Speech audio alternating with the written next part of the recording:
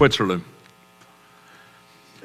there are some mountains that can be climbed by people like you and me. We got to get a little bit better condition, but I mean, it's not like the mountain climber mountains that would be way beyond our skill level. But some of these mountains that can be climbed by you and me, it takes a day to get to the top, and then you just camp up there and you come down the next day. And on many of these places in Switzerland where you can do that, about halfway up the mountain is what they call the halfway house, halfway up the mountain.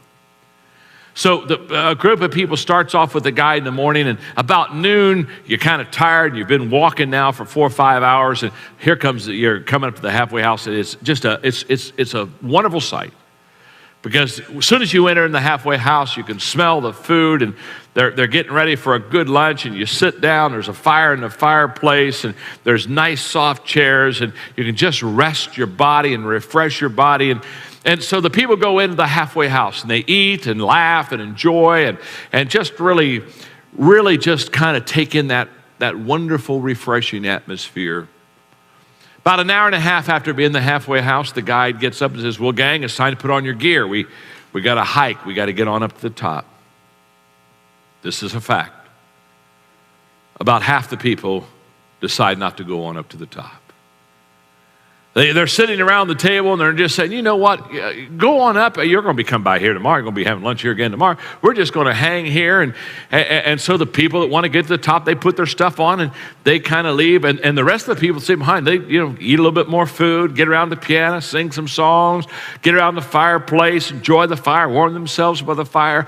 And play games all afternoon, kind of enjoy themselves. But about 4:30, 4:45 in the afternoon, without anybody saying a word, the people who stayed in the halfway house, they slowly go over to where the window is, the big window, and they start looking outside, and they start looking up at the top of that mountain, and as they look at the top of that mountain, they see their friends.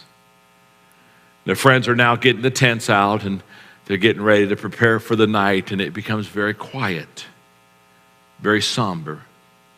Because everybody in the halfway house realizes the mistake they've made. They've sold their mission for a little bit of comfort for a few hours.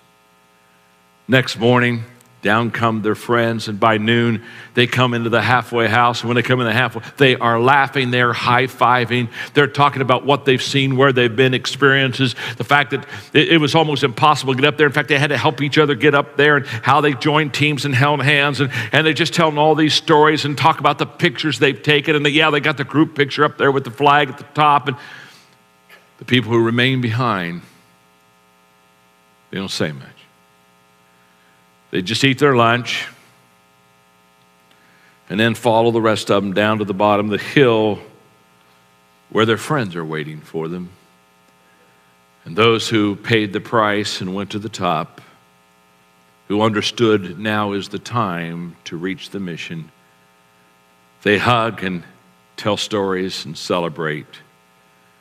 And the others, they just kind of slip off and get in their car and go home because they realize they're never going to be what they wanted to be. They're never going to see what they wanted to see. They're never going to do what they wanted to do because they failed to realize when they're at the halfway house, now's the time to rest and they go on.